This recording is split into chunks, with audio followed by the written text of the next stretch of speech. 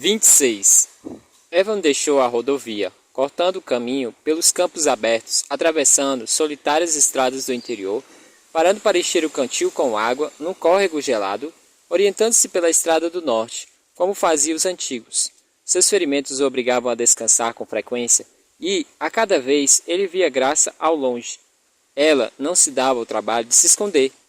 Ela queria que Evan soubesse que estava ali, fora do alcance do rifle. Ao anoitecer, ele chegou à rodovia 68, a principal artéria que ligava Uber-Wright à Urbana. Em um pequeno bosque na beira da estrada, ele juntou lenha para a fogueira. Suas mãos tremiam e ele estava febril.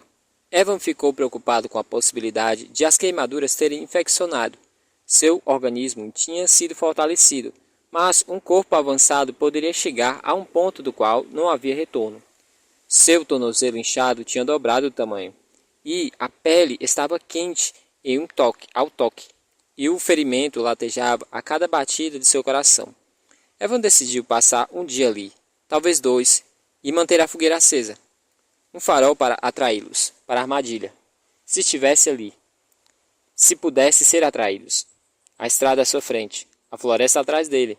Ele continuava a céu aberto. Graça só podia ficar na floresta.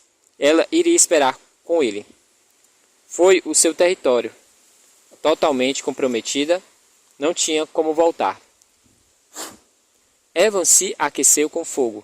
Graça não acendeu a fogueira. Para ele, a luz e o calor. Para ela, a escuridão e o frio. Ele despiu a jaqueta. Tinha a cicatriz, mas coçava terrivelmente. Ele despiu a jaqueta. Tirou o suéter. Vestiu-se. Livrou-se da camisa. As queimaduras já estavam começando a cicatrizar, mas coçavam terrivelmente. Para se distrair, ele esculpiu uma muleta em um galho de árvore recolhido da árvore.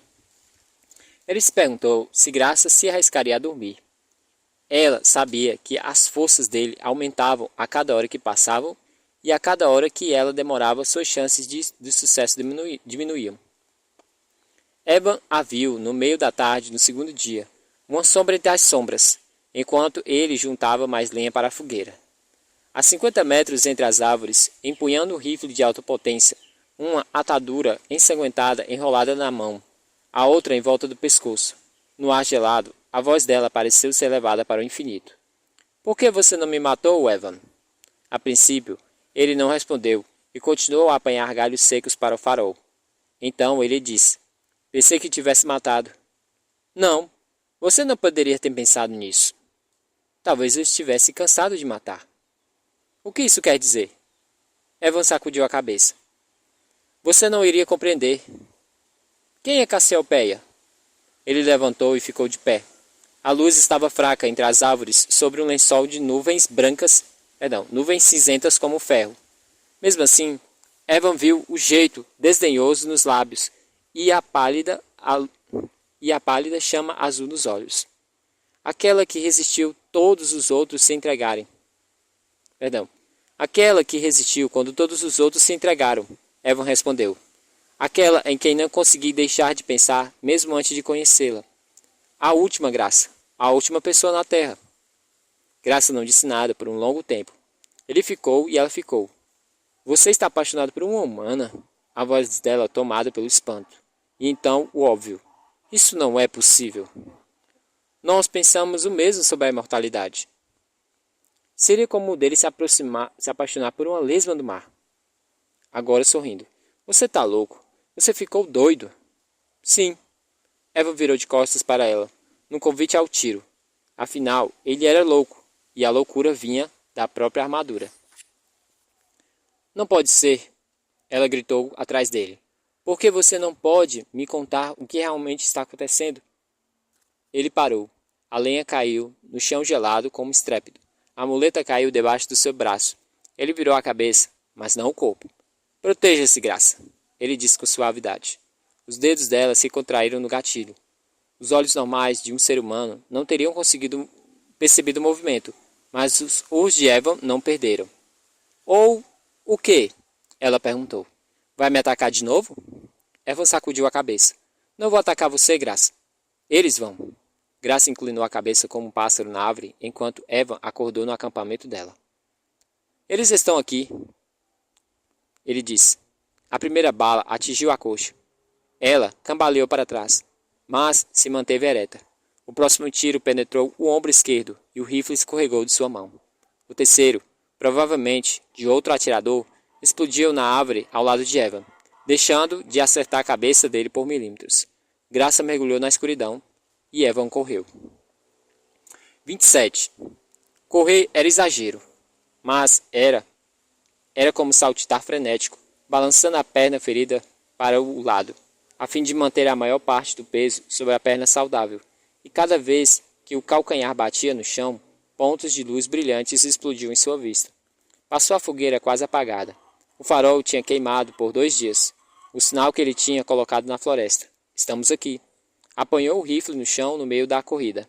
Ele não tinha intenção de defender seu território. Graça iria atrair os tiros deles. Uma patrulha de pelo menos 2 recrutas. Talvez mais. Ele desejou que fosse mais. Mas manteriam Graça ocupada por algum tempo. A que distância? 15 quilômetros? 30? Ele não conseguia manter esse ritmo. Mas, se continuasse em movimento, deveria chegar perto do hotel ao amanhecer no dia seguinte. Evan ouviu o tiroteio atrás dele. Estampidos esporádicos, não contínuos, o que significava que Graça estava sendo metódica. Os soldados estavam com oculares. A noite estabeleceria as condições de jogo. Não muito, apenas um pouco. Ele abandonou qualquer tentativa de se esconder e foi até a rodovia, dando passos longos no meio do asfalto, um vulto solitário sobre a imensidão do céu de chumbo. Um bando de corvos bateu as asas e fez uma curva acima dele, dirigindo-se para o norte, atraídos pelo cheiro de sangue fresco. Evan continuou andando, grunhindo de dor. Cada passo uma lição, cada pisada um lembrete. Sua temperatura corporal estava nas alturas. Seus pulmões queimavam. Seu coração batia forte no peito. O atrito das roupas arrancou as delicadas cascas e logo estava sangrando. O sangue fez a camisa grudar em suas costas. Encharcou o jeans. Ele sabia que estava se excedendo. O sistema instalado para manter sua vida e superar toda a sua resistência humana poderia quebrar. Evan desfaleceu, ao mesmo tempo que o sol sumiu sobre a cúpula do céu. Uma queda parecida com um tropeço em uma câmara lenta, batendo primeiro o ombro e rolando para a beira da estrada, onde ficou de costas, os braços estendidos para os lados, entorpecido da cintura para baixo, tremendo incontrolavelmente, queimando de febre no ar cortante. A escuridão rolou sobre a sua face da terra. E Evan Walker tombou para o fundo sem luz, para um quarto oculto que dançava na luz cuja fonte era o rosto dela. E ele não tinha explicação para isso. Como o rosto dela iluminava o interior do lugar sem luz. Você está louco, você está doido. Ele também achava. Ele lutou para mantê-la viva, enquanto a deixava todas as noites para matar o resto. Porque uma pessoa deveria viver quando todo mundo perece. Ela iluminou a ausência de luz, a vida, a lâmpada, a última estrela no universo agonizante. Eu sou a humanidade, ela tinha escrito. Egoísta, obstinada, sentimental, infantil, vaidosa. Eu sou a humanidade. Cínica, ingênua, gentil, cruel, macia como uma pluma, dura como aço tungstênio. Ele precisava levantar. Se não conseguisse, a luz se apagaria. O mundo parecia consumido pela escuridão esmagadora, mas toda a atmosfera o empurrava para baixo e o mantinha lá. 5 quadrilhões de toneladas capazes de esmagar seus ossos. O sistema tinha quebrado. A sobrecarga, além dos seus limites. A tecnologia alienígena instalada em seu corpo humano, quando tinha 13 anos, havia fechado. Agora não havia nada para ampará-lo ou protegê-lo. Queimando e quebrado, seu corpo humano não era diferente de suas presas anteriores. Frágil, delicado e vulnerável. Só. Ele não era um deles. Ele era totalmente um deles. Inteiramente outro, completamente humano. Evan rolou para o lado. Seu corpo sofreu um espasmo. Sangue subiu de sua boca e ele cuspiu. De bruços, depois joelhos, depois mãos. Os cotovelos estremeceram Os pulsos ameaçavam dobrar-se sobre o seu peso. Egoísta, obstinada, sentimental, infantil, vaidosa. Eu sou a humanidade. Cínica, ingênua, gentil, macia como uma pluma, dura como um tungstênio. Eu sou a humanidade. Ele rastejou. Eu sou a humanidade. Ele caiu. Eu sou a humanidade. Ele se levantou. 28. Uma vida depois, de seu esconderijo sob o viaduto da rodovia, Evan observou a garota de cabelos negros atravessar rapidamente o estacionamento do hotel, cruzar a rampa de acesso da interestadual, trotar algumas centenas de metros para o norte da rodovia 68 e depois parar ao lado de um SUV para olhar o edifício que tinha ficado para trás. Ele acompanhou o olhar dela até uma janela no primeiro andar, onde uma sombra passou rapidamente e desapareceu. Efeméride. A garota de cabelos pretos sumiu entre as árvores que margeavam a rodovia. Por que tinha partido e para onde iria era uma incógnita. Talvez o grupo estivesse se dividindo. As chances de sobrevivência aumentariam um pouco. Ou talvez ela estivesse indo explorar um esconderijo mais seguro a fim de passar o inverno. Qualquer que fosse o caso, ele teve a sensação de tê-los encontrado bem a tempo. A garota de cabelos negros era uma, deixando pelo menos 4 lados de outra os que tinham visto vigiando das janelas. Ele não sabia se alguns deles tinham sobrevivido à explosão. Nem mesmo tinha certeza se era a sombra de Cass na janela. Não que importasse. Ele tinha feito uma promessa. Tinha que entrar.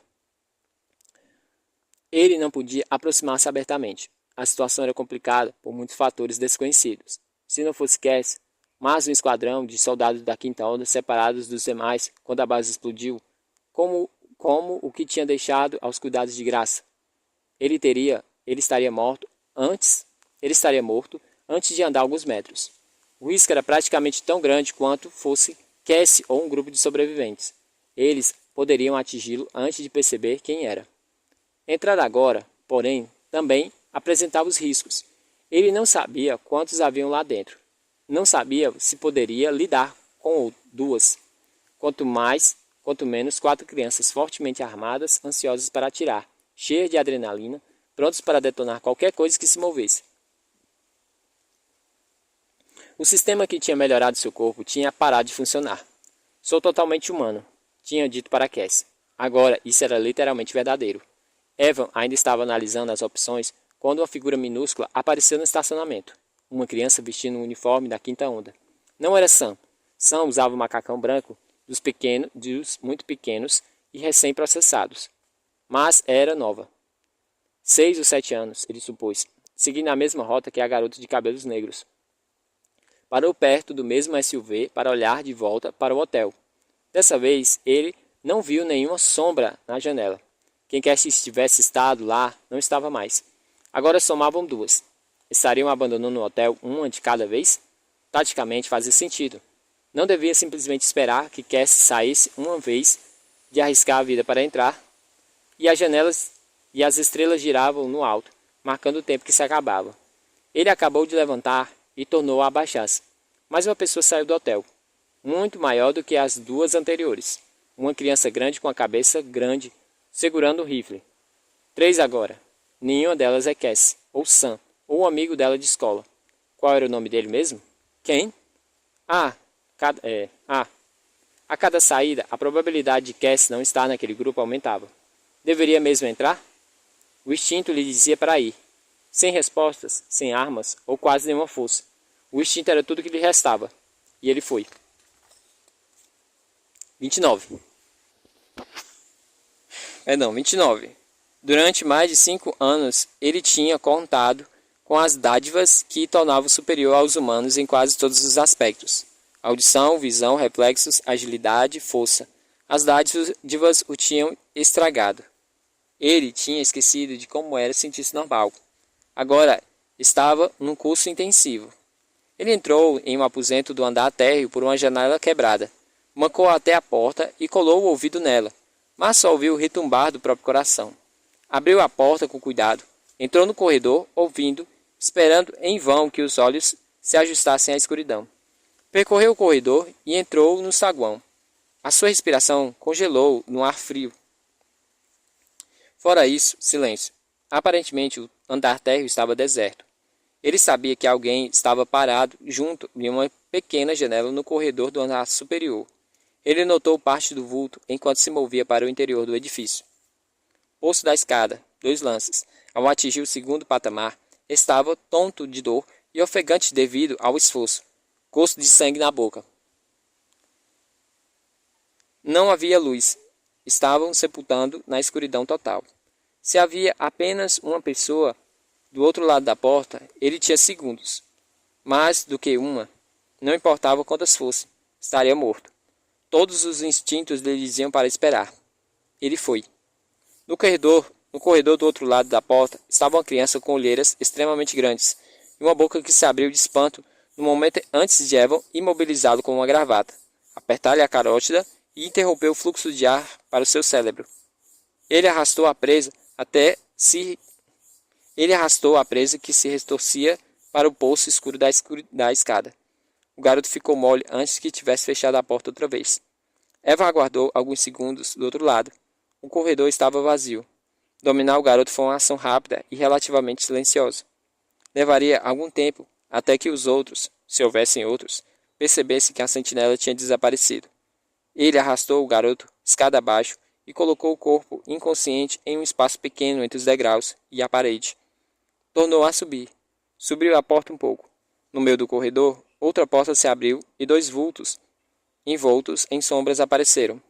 Evan os viu atravessar o corredor e entrar em outro quarto. Eles reapareceram um momento depois e foram até a outra porta. Estavam verificando todos os quartos. A escada viria em seguida, ou o elevador. Ele tinha se esquecido do elevador. Será que eles desceriam pelo poço do elevador e checariam a escada vindo de baixo? Não. Se forem apenas 2, vão se separar, um na escada e o outro no poço, e vão se encontrar no saguão. Evans viu quando saíram do último quarto. Foram para o elevador, onde um segurou a porta enquanto o outro desaparecia no poço. O que ficou estava com dificuldade de ficar em pé.